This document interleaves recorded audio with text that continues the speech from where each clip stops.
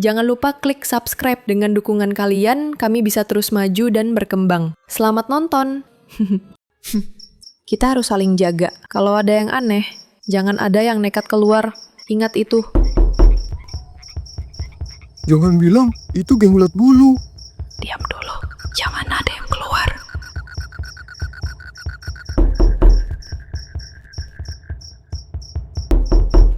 Jangan takut, ini aku, Ki Suryo. Ki Suryo? Ki Suryo siapa ya? Tolong jangan bercanda, katakan siapa di luar. Aku yang tadi kalian tanya di hutan. Cepat buka pintunya, jangan sampai suara gamelan itu muncul lagi.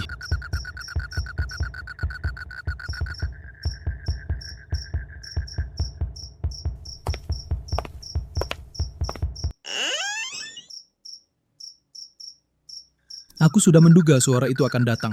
Rumah ini bukan tempat aman untuk bermalam. Terus kita harus gimana, Ki? Ayo ikut aku. Di pinggir hutan ada gubuk kecil.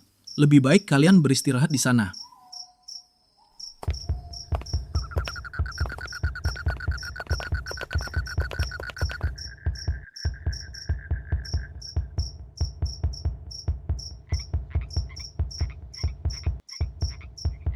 Kita sebentar lagi sampai. Ayo, jalan lebih cepat lagi.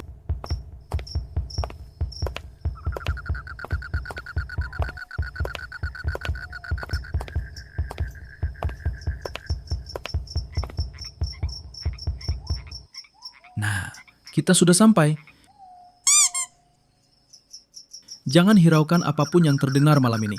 Percayalah, kalian lebih aman di sini. Sekarang kalian semua masuklah dulu. Cepat.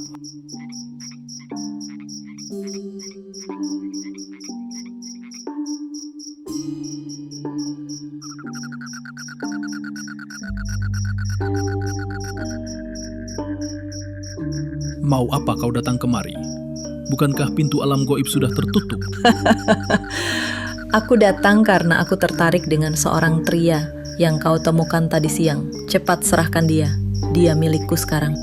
Pemuda itu kan tidak membuka portal pintu alam gaib. Kenapa kau menginginkannya? Karena dia akan kujadikan pendampingku di istanaku. Kalau kau mengambil pemuda itu artinya kau telah melanggar perjanjian yang dulu kita sepakati. Kau tahu akibatnya, akan membuatmu tidak bisa lagi membuka portal alam gaib dan akan terjebak di dunia ini. Baiklah Suryo, kali ini aku masih menghargaimu.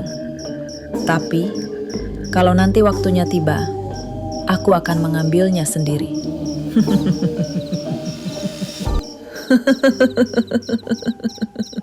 Enak saja. Emang bansos harus diambil sendiri? Sorry bos. Sepertinya animator harus mencukur jenggotku. Karena sepertinya mulutku susah bicara. Ya sudah, jangan lupa subscribe.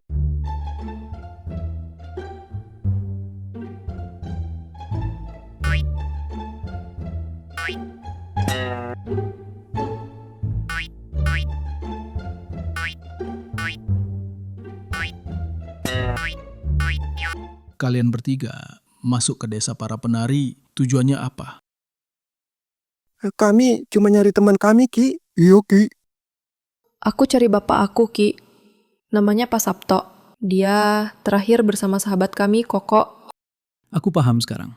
Tapi sebelum aku jawab, ada baiknya kalian ikut aku dulu. Ada sesuatu yang perlu kalian lihat. Sesuatu?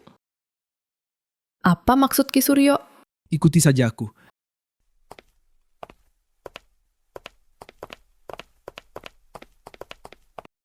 Ya Allah, itu kakak. Astaga, kenapa bisa ada di sini?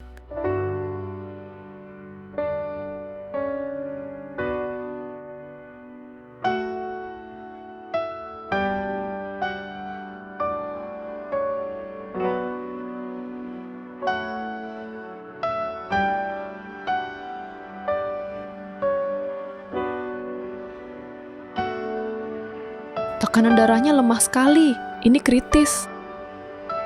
Kalau Koko ditemukan, bapakku kemana ya? Aku harus tanya ke Ki Suryo. Kalau begitu, bapakku di mana, Ki? Soalnya hanya bapak yang bersama dia. Siang tadi, aku temukan dia. Sudah tak bernyawa. Terbaring di samping anak ini, dan aku sendiri yang menguburkannya di belakang gubuk ini bersama beberapa warga desa. Jangan bohong, Ki. Bapak aku kuat. Bapak aku nggak mungkin. Aku tahu sulit diterima, Nduk, tapi aku lihat sendiri tubuhnya dengan tanda bekas luka lama di lengan kanan dan cincin perak di jarinya. Betul kan? Itu bapakmu. Ini semua karena kamu kok. Kalau kamu nggak maksa bapak aku, bapak nggak akan mati di tempat terkutuk itu. Mbak Nadia, sabar ya. Gua tahu ini berat banget, tapi jangan habisin tenaga Mbak buat marah. Jack, kamu tahu nggak rasanya lihat bapak sendiri mati sia-sia? Semua gara-gara anak ini. Nduk, aku mengerti hatimu hancur. Tapi jangan biarkan amarah menutup mata hatimu. Anak ini memang salah, tapi dia juga masih berjuang di ambang maut. Aku dokter, Ki. Aku terbiasa menolong orang. Tapi kali ini, tanganku gemetar. Rasanya aku nggak sanggup menyentuhnya. Mbak, coba Mbak pikir deh. Kalau bokap Mbak masih ada, apa dia mau lihat Mbak penuh benci begini? Justru itu, Jack. Bapak selalu bilang jangan tinggalkan pasien. Tapi sekarang pasien ini penyebab bapak mati. Nadia. Jangan sebut namaku. Kamu sudah rampas bapakku dari aku. Nduk, kalau kau biarkan dia mati sekarang, sama saja kau mengingkari sumpahmu sendiri sebagai dokter. Aku benci kamu, Koko. Tapi hatiku lebih benci kalau aku diam saja. Gila, gue ngeri banget lihat tatapan Mbak Nadia, tapi tetap nolongin Koko. Iya, Pel. Mbak Nadia lagi peran sama dirinya sendiri tuh. Kamu denger ya, Ko? Kalau aku tolongin kamu sekarang, itu bukan karena aku ikhlas, tapi karena aku dokter. Jangan pernah pikir aku bisa maafin kamu. Malam ini panjang, Dok. Tapi jalan hidupmu sudah memilih sendiri. Ki, aku mau ke makam bapakku. Bisa antar saya ke sana, Ki? Bukannya tidak mau, Nduk, tapi keluar malam-malam begini di desa ini cukup berbahaya. Besok saja ya, Nduk. Baiklah, Ki. Besok saja. Nduk, sebaiknya tolong anak ini dulu. Jangan sampai ada nyawa yang melayang sia-sia lagi, Nduk. Tapi sekarang, pasien yang harus aku tolong ini, orang yang bikin bapakku nggak ada lagi.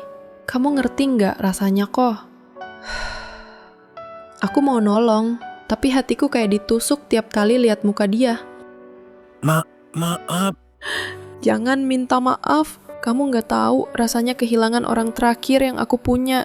Kamu nggak tahu rasanya pulang ke rumah. Nggak ada siapa-siapa lagi nunggu aku. Mbak Nadia nggak apa-apa? Biarin, Jack. Biar dia keluarin semua dulu. Aku benci kamu kok.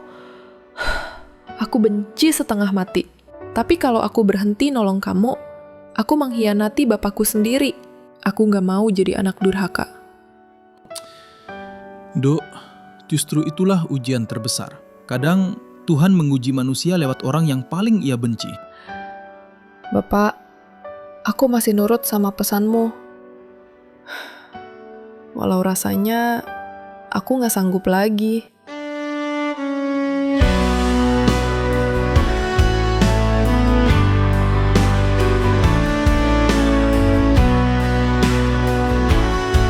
Udah nyampe, Mas.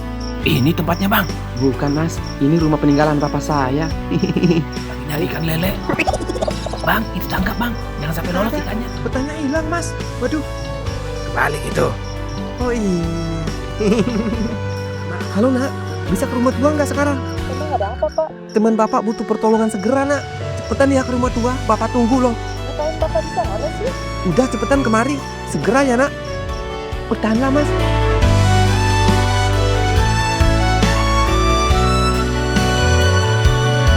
Gimana, Nak? Apa dia baik-baik aja? Pelurunya udah keluar, Pak. Tapi kondisinya sangat lemah. Kemungkinan dia sadar akan lama, Pak.